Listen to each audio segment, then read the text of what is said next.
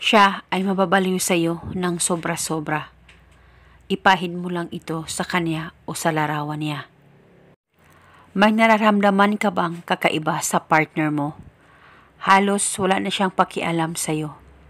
At minsan ay nagsisinungaling pa siya sa iyo. At hindi mo gusto na tuluyang magkalabuan kayong dalawa dahil sa sobrang mahal na mahal mo siya. At gagawin mo lahat para lang hindi masira ang relasyon ninyong dalawa. Kaya gawin mo lamang itong ritual na ituturo ko sa inyo ngayon para siya ay mas lalong mababaliw sa iyo ng sobra-sobra. Sa pamamagitan lamang nitong ritual na ibabahagi ko sa inyo ngayon, dapat 100% kayong naniniwala sa mga ganitong pamamaraan. Ang gagawin mo lamang, kumuha ka ng actual photo niya o di kaya larawan niya dyan sa cellphone mo. O di kaya pwede mo ito gawin kung nakikita kayong dalawa at palihim mong gawin ang ritual na ito sa kanya.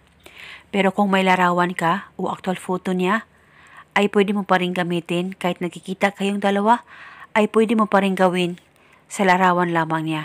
Nang sa ganun, ito po ay safe at paniguradong hindi niya malalaman na ikaw ay gumagawa ng ritual sa kanya. At pagkatapos mo nang hawakan ang larawan niya o di kaya ang cellphone mo na may larawan niya, pakatitigan mo lamang ito ng maigi, mag-focus at mag-concentrate ka, pakaisipin mo ang target. At pagkatapos, ilapit ang larawan niya dyan sa baba mo at ibulong mo ang spell na ito. Pangalan at apelido, ikaw ay mas lalong mababaliw sa akin ng sobra-sobra. Ibulong mo lamang ito ng 7 beses.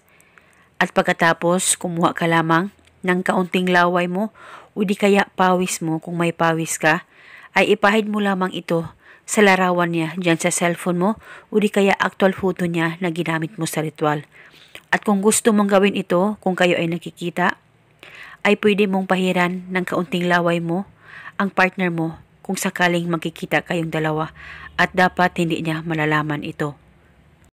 At gawin mo itong ritual 1 beses sa isang araw at gawin mo ito hanggang kailan mo gusto o hanggang kailan mo gusto ihinto ang ritual na ito. At kung okay na kayong dalawa, ay pwede mo nang ihinto ang paggawa sa ritual na ito. Basta palagi lang magtiwala. At kung kayo ay may katanungan, mag-comment lang po kayo sa baba. Thank you and God bless us all.